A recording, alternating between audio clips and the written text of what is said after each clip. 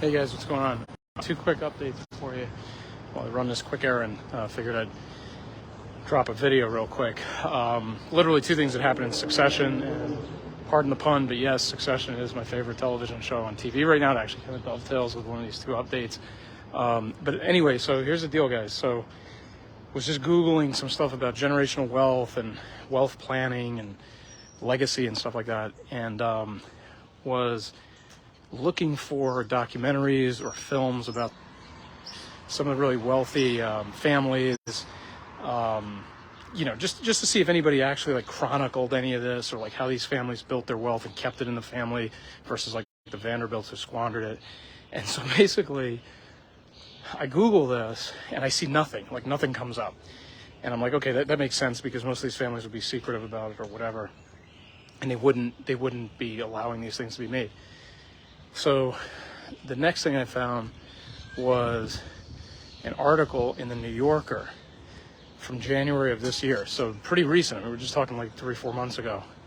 And the article essentially talked about how the Getty family, like how there ended up being some issues in the Getty family with like one of the wealth managers who basically was like part of the family office. And if you guys have been following me, you know I'm kind of enamored with the concept of the family office and how it's like the only chance you have to really like grow wealth on like a consistent basis would be to like attack the problem from many angles, the same way that you would have to do with a family office. Like, somebody doing your taxes, somebody doing your bookkeeping, somebody doing your real estate, somebody doing your stock. Like either you know all that, or you assemble people who know all that. That's why I say that about family office. But anyway, so the point is, it was about how some of like the granddaughters, I think, or great granddaughters, I kind of have trouble keeping the hierarchy, but some of the granddaughters, I think, of John Paul Getty, who really was like, even though he was a descendant of the guy who started with the oil, he was really the one that built the empire. Like he was the one that I think invested in like Saudi Arabia or near Saudi Arabia, something like that.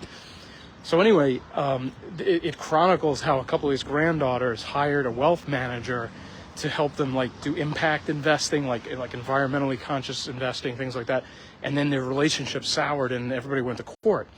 But that's not the only interesting thing about it. Like, it's actually kind of cool how the article talks about other history in the Getty family, like how John Paul Getty's grandson got kidnapped in Italy in 1973, and they cut off his ear, and they sent it as like, hey, you haven't sent the ransom yet.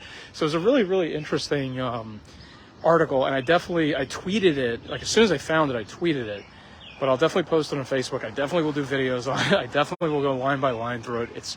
It's just like sheer red meat for somebody who likes, for anybody out there who likes the concept of like generational wealth and tax avoidance and estate plan, like legal, not illegal, but legal tax avoidance, estate planning, things like that. It's a really, really good anecdotal, but like richly textured article. So I just kind of wanted to point that out to you guys. The other thing was, as I was leaving to run this errand, like got the news on in the background, and they're talking about the debt ceiling.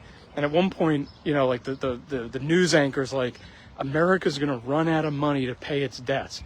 I'm like, can we move past this narrative?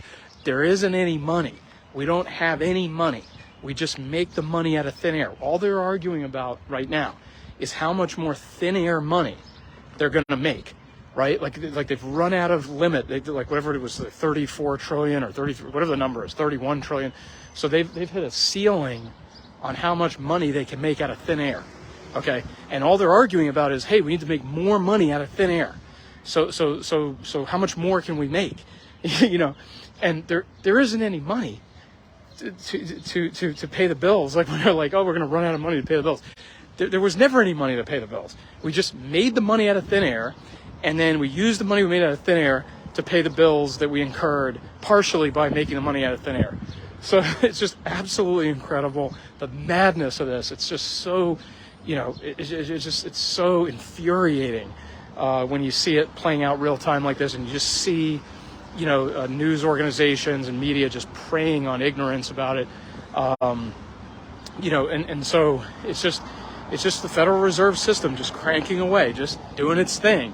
And it just needs that debt ceiling to be raised so it can create more money out of thin air, so that you and I can pay interest on that money made out of thin air in the form of taxes. So just really, really incredible stuff, guys. But anyway, so just want to drop this for you. Hope you guys are having a good Tuesday night, and I'll get this video up over on YouTube channel as well pretty soon. All right, guys, have a good